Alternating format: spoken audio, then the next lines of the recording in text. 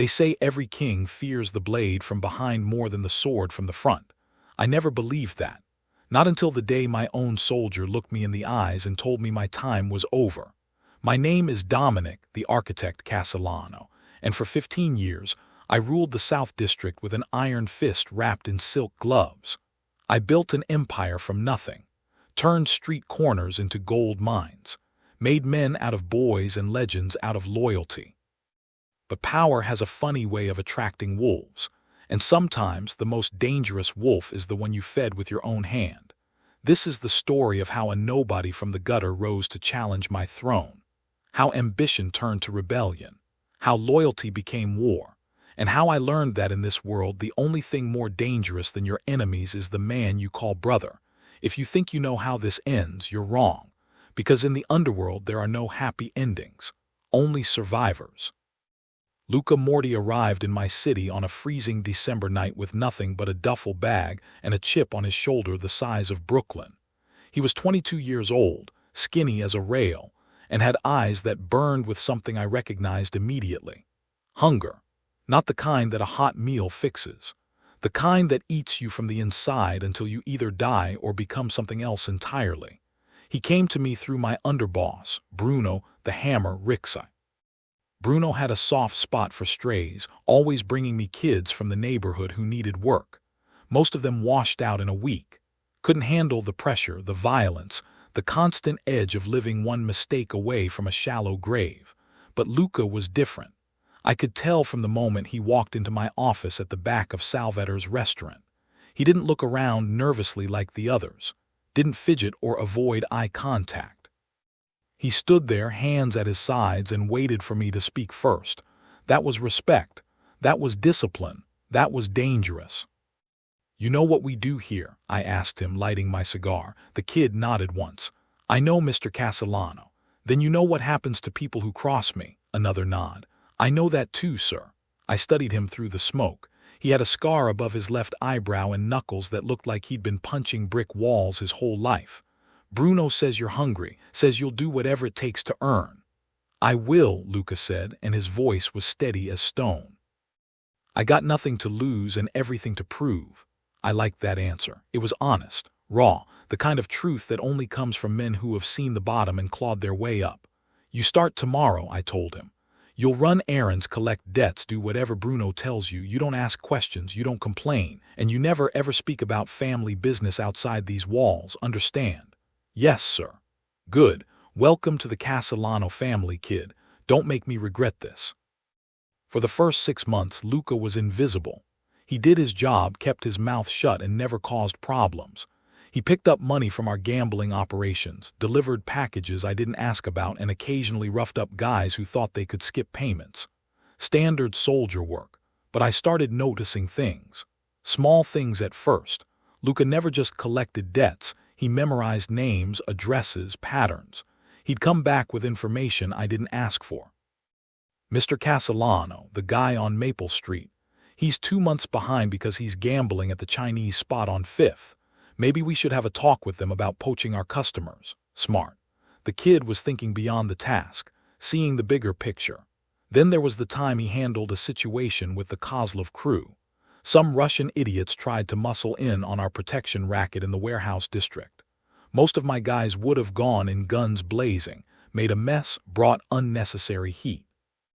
Luca went in alone, unarmed, and walked out with a signed agreement that the Russians would pay us a percentage to operate in that area.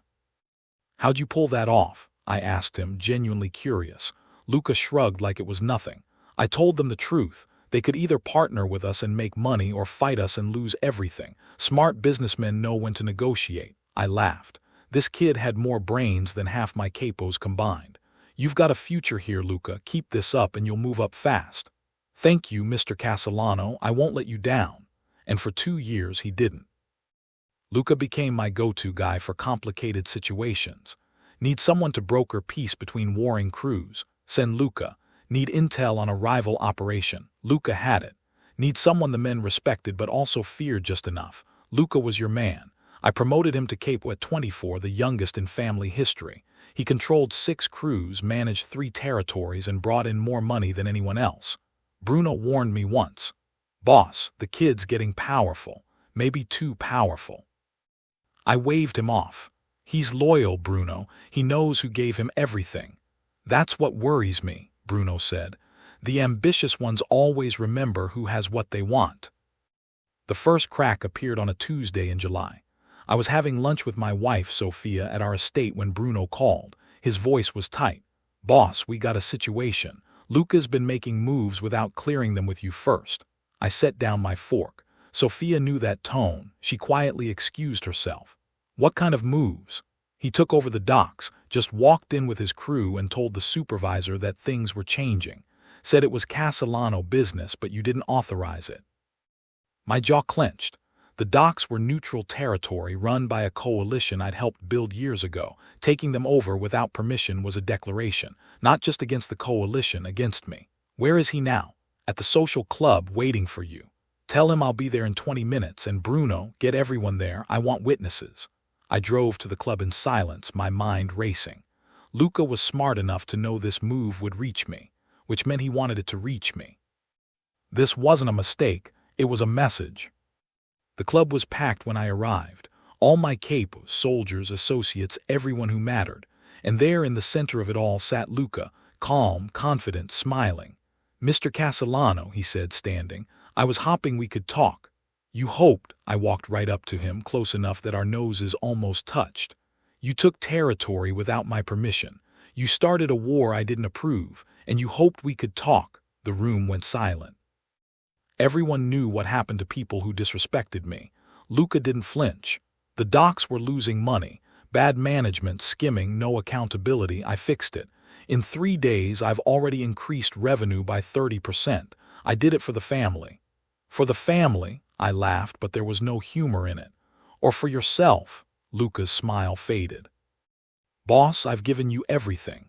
Every dollar, every drop of blood, every victory, it's all been for you, for this family. If I wanted to go against you, you'd know. Would I? The tension was electric. Men shifted nervously. Hands drifted toward weapons. You're forgetting something, Luca, I said quietly. I built this empire. Every brick, every dollar, every connection, that's mine. You're here because I allowed it. Don't ever forget that. After that confrontation, things changed. Luca apologized publicly, promised it wouldn't happen again, and for a few weeks, everything seemed back to normal. But I'm not stupid. I've been in this life too long to miss the signs. Men who once reported directly to me started going to Luca first. Deals that should have come through my office were being handled at lower levels. Territory disputes that I should have been mediating were being settled by Luca's word alone. He was building a parallel power structure, right under my nose. I called in Paulo the I Benedetti, my most trusted informant. If something was happening in my organization, Paulo knew about it.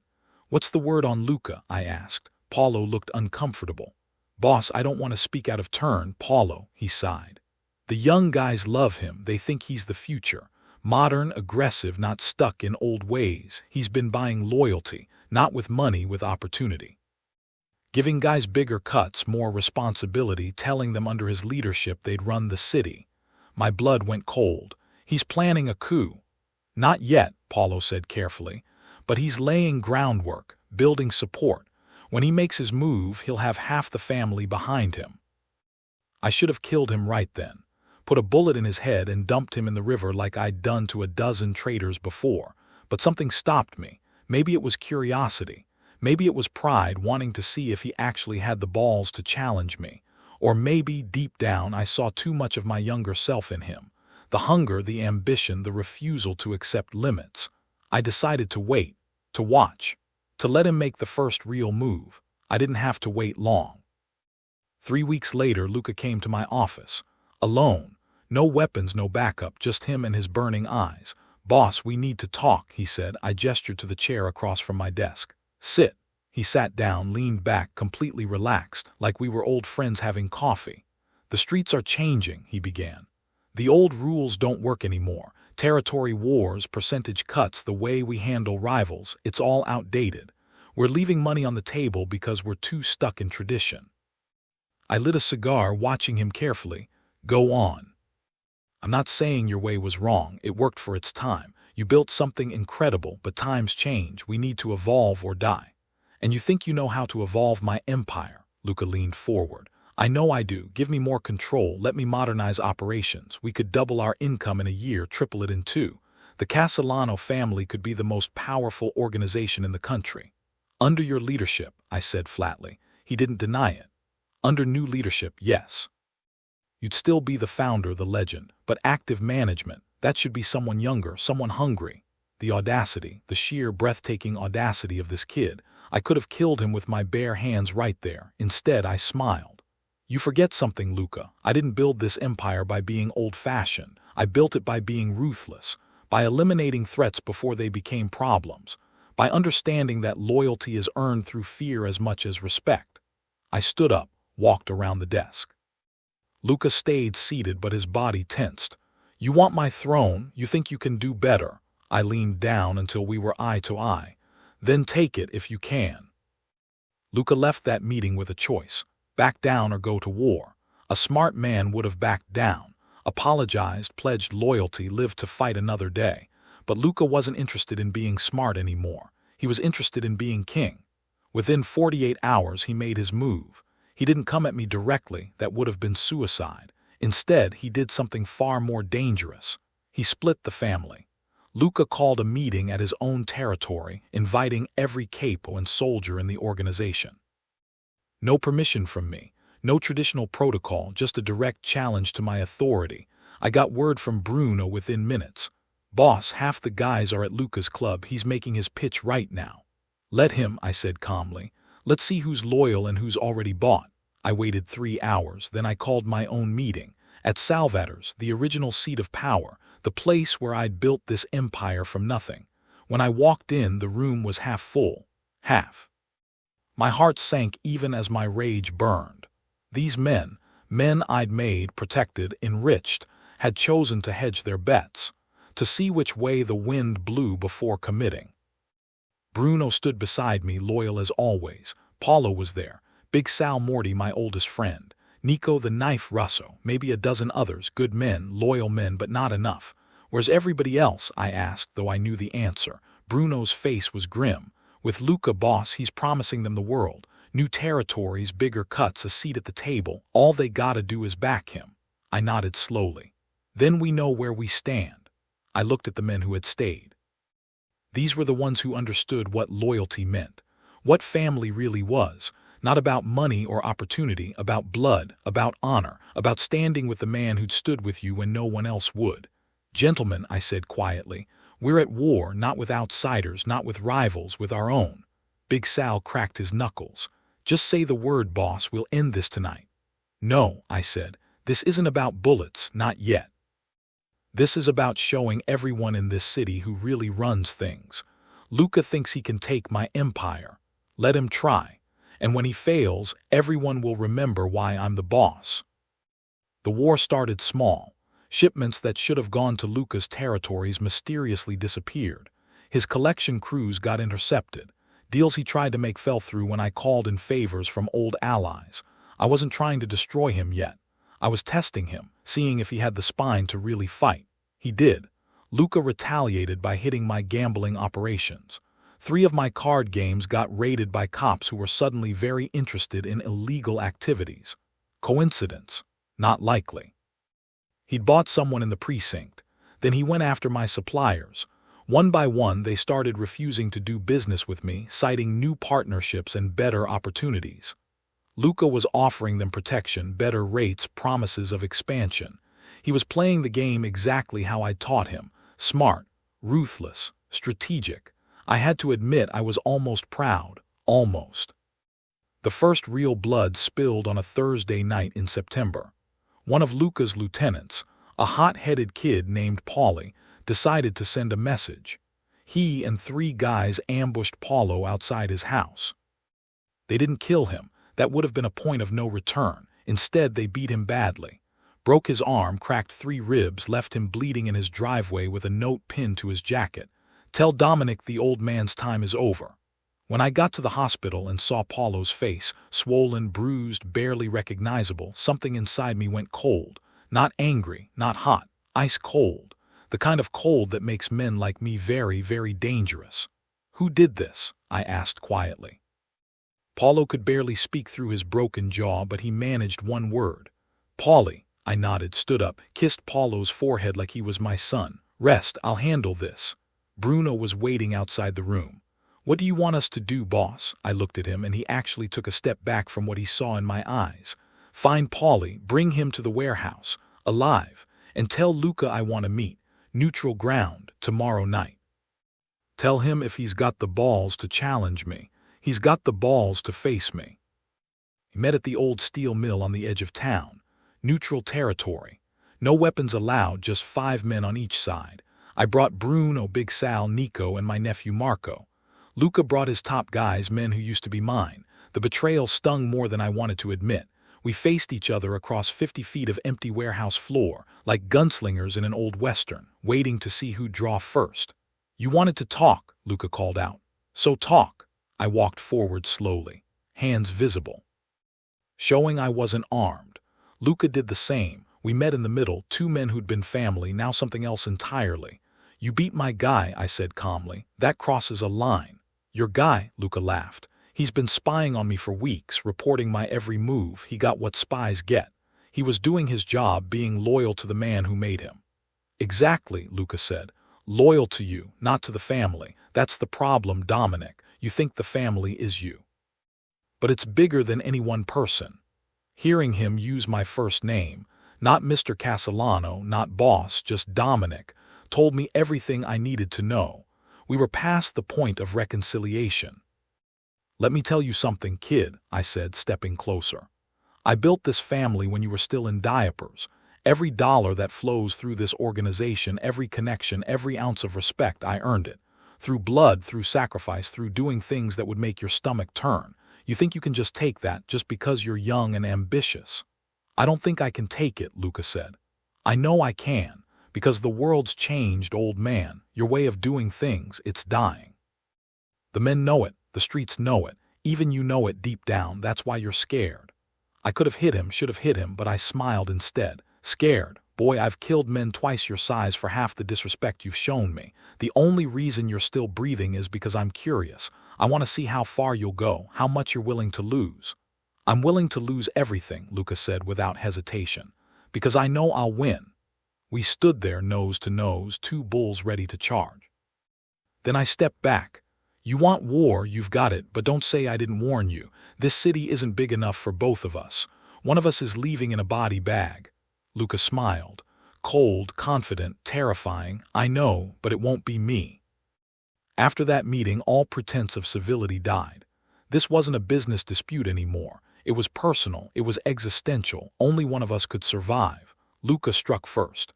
He hit my biggest casino, the Golden Ace, during peak hours on a Saturday night. Sent 20 guys in masks, smashed the place up, took everything from the vault. $500,000 gone in 15 minutes. But it wasn't about the money. It was about humiliation. Showing everyone that I couldn't even protect my own operations. I responded by going after his suppliers, the ones he'd stolen from me. Gave them a simple choice: stop doing business with Luca or stop doing business forever. Most chose survival. A few chose loyalty to Luca. Those few had unfortunate accidents, warehouse fires, truck hijackings. One guy's shipment got intercepted by customs after an anonymous tip. Funny how that works. The city started to fracture. Neighborhoods that had been Castellano territory for decades suddenly became contested zones. Crews that had worked together for years were now enemies. Friends became rivals. Brothers became threats. And through it all, bodies started dropping. Not from us directly, we were too smart for that. But when you've got 2 factions fighting for control, violence becomes inevitable. A soldier from Luca's crew would get jumped in the wrong neighborhood. One of my guys would get shot leaving a bar. Tit for tat, escalation upon escalation. The cops started paying attention. News reporters started asking questions. The mayor, who I'd been paying for years, called me personally. Dominic, what the hell is going on? I've got bodies piling up, shootings every other night. This is bad for everyone. Just a little family dispute, I told him smoothly. Nothing to worry about. Nothing to worry about, Dominic. The feds are asking questions. If this keeps up, they're going to come down on all of us. You need to handle this. Now. I hung up, frustrated. The mayor was right. This war was getting messy, attracting attention we couldn't afford, but I couldn't back down. Not now. Not when half my organization had already betrayed me. If I showed weakness, if I compromised, it would be over. Luca would take everything. So I did what I always do. I got creative. Luca had a weakness. Everyone does. You just have to find it. His weakness was his ambition. He wanted to expand, to grow, to build an empire bigger than mine. So I gave him an opportunity he couldn't refuse. Through a neutral intermediary, I let it leak that the Di Giovanni family in New Jersey was looking to partner with someone in our city. Big operation, huge profit potential, but they needed local muscle. I made sure Luca heard about it. Made sure he thought I didn't know. Predictably, he took the bait. Set up a meeting with the Di Giovannis to discuss terms. What Luca didn't know was that the Di Giovannis owed me. Big time. 10 years ago, I'd helped them avoid a war with the Colombians, saved their boss's son from kidnapping. They owed me blood debt, so when I called in that favor, they were more than happy to help. The meeting was set for a warehouse in Newark. Luca was supposed to bring 5 guys, no weapons, just business. He brought 7 guys, all armed, paranoid. Smart, but not smart enough. The Di Giovannis weren't there to do business. They were there to send a message. When Luca walked into that warehouse, he found himself surrounded by 30 Di Giovanni soldiers, all armed, all loyal to me. The Di Giovanni boss, Antonio, stood in the center. Luca Moretti, Dominic Castellano sends his regards. Luca's face went pale. He'd been outmaneuvered, outplayed. For the first time since this war started, he looked genuinely scared. This is neutral territory, Luca said, trying to sound confident. You can't touch me here, Antonio laughed. Can't I? You really think there are rules anymore? You declared war on a legend. There are no rules in war. The Di Giovanni soldiers moved closer. Luca's guys reached for their weapons, but they were outnumbered 6-1. Suicide. Wait, Luca shouted. I can make you a better deal than Dominic ever could. More territory, more money, more. Antonio held up his hand. The soldiers stopped. Let me tell you something, kid. Dominic Castellano is my brother, not by blood but by honor. You want to know the difference between you and him? He understands loyalty. He understands that some things matter more than money. You're just a hungry dog who bit the hand that fed him. Antonio nodded to his men. Break his legs. Send him back to Dominic with a message. This is what happens to traitors. They brought Luca back to me that night. Literally threw him out of a van in front of Salvatore's restaurant. Both legs broken, face beaten to a pulp, barely conscious. My guys carried him inside and dropped him at my feet. I looked down at the kid who'd challenged my throne, who'd split my family, who dared to think he could take what I'd built, and I felt nothing, no satisfaction, no anger, just tired. You should have killed me, Luca croaked through broken teeth. When you had the chance. I knelt beside him. I didn't have you killed because I wanted you to understand something. Power isn't about being young or ambitious. It's not about having new ideas or modern strategies. Power is about respect, about understanding that this life has rules, traditions, a code. You threw all that away because you thought you knew better. Luca spat blood. Your rules are dying, old man. Even if you beat me, someone else will come. Someone younger, hungrier. Your time is over. I stood up, looked at Bruno. Take him to the hospital, make sure he survives. I want everyone to see what happens to challengers. As they carried Luca out, I walked to my office and poured myself a drink. Sat in my chair, the same chair I'd sat in for 15 years, and stared at the wall. He was right. Luca was absolutely right. The world was changing. The old ways were dying. Young wolves were circling, but that didn't mean I was done. Not yet. Not while I still had breath in my body and fire in my veins. The war wasn't over. It had just entered a new phase. Word of Luca's beating spread through the city like wildfire. Half the guys who'd sided with him came crawling back, swearing loyalty, begging forgiveness. I turned most of them away. Loyalty given out of fear isn't loyalty. It's survival instinct, but the soldiers saw what happened. They saw that challenging me had consequences. Real, brutal consequences. For 2 weeks there was peace. Luca was in the hospital recovering. His remaining crew went underground waiting to see what would happen next, and I prepared for the final move because I knew Luca. Knew his pride, his ambition, his refusal to accept defeat. He'd come at me again, and next time I'd have to kill him. There was no other choice. The city couldn't survive this split much longer. One of us had to go. Luca came for me on a cold October night, not with an army, not with guns and soldiers and grand declarations. He came alone. I was having dinner at home when Sophia told me someone was at the gate. Who? I asked. Luca Moretti, she said quietly. He's unarmed, says he needs to talk. I should have turned him away, should have had my guys throw him off the property. But curiosity got the better of me again. Let him in. Luca walked into my dining room on crutches, still healing from what the Di Giovannis had done to him. He looked like hell, thinner, older, haunted. War had aged him in ways that time never could. You've got 5 minutes, I said, not offering him a seat. Luca leaned on his crutches, breathing heavy. I came to offer you a deal, I laughed. You're in no position to offer me anything. Hear me out, Luca said. I'll leave tonight, take my remaining guys and go to Chicago. You'll never see me again. In exchange, you let us leave alive. No retaliation, no hunting us down. Clean break. I studied him, looking for the trick, the angle, the hidden blade. Why would I agree to that when I could just kill you right now? Because, Luca said, meeting my eyes, if you kill me, I become a martyr. The young guys will see me as the one who stood up to the old guard. They'll keep coming after you, one after another, until someone finally wins. But if I leave, if I admit defeat and walk away, you win, completely. No questions, no doubts. He had a point, a damn good point. And what's to stop you from building power in Chicago and coming back? Luca smiled sadly. Nothing, except I'm done fighting you, Dominic. You taught me everything I know. You made me who I am, and I repaid that by trying to take your throne. I was wrong. Those words, I was wrong, hit harder than any bullet, because they were genuine. I could see it in his eyes. The kid had learned his lesson, the hard way. I walked to the window, looked out at my estate, my empire, everything I'd built and fought for. You leave tonight, take your guys. If I ever see you in this city again, I'll kill you myself. No hesitation, understood? Luca nodded. Understood. Thank you, Dominic. Don't thank me, I said coldly. Thank the fact that somewhere deep down I still remember the hungry kid who walked into my office 6 years ago. That kid deserved a chance. The man you became, he deserves a bullet. Get out before I change my mind. Luca left without another word. I watched from my window as he got into a car and drove away. Out of my city. Out of my life. Bruno came in a few minutes later. You really letting him go, boss? I nodded. Yeah, I am.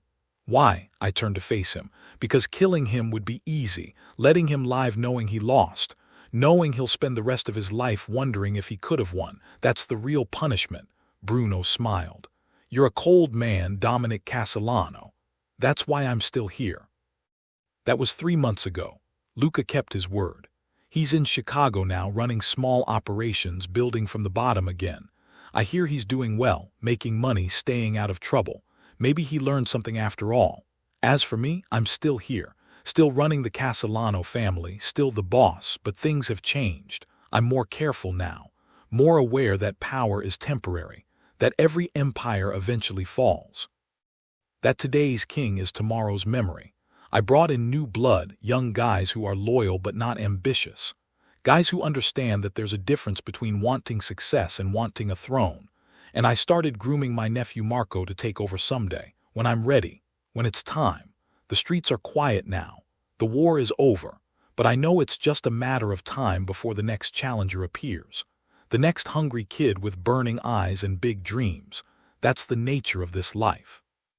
You're always fighting, always defending, always watching your back, but you know what? I wouldn't have it any other way. This is who I am. Dominic the architect Castellano. The man who built an empire, survived a rebellion, and lived to tell about it. And that's the greatest victory of all. Not defeating your enemies, not crushing rebellions, but surviving long enough to become the legend they'll tell stories about. The street soldier who challenged my throne learned that lesson the hard way. And every young wolf who comes after him will learn it too. Because in the underworld, there's only one rule that matters. The throne doesn't make you powerful. Defending it does. This is Vox Narratio, and the family's story continues. always.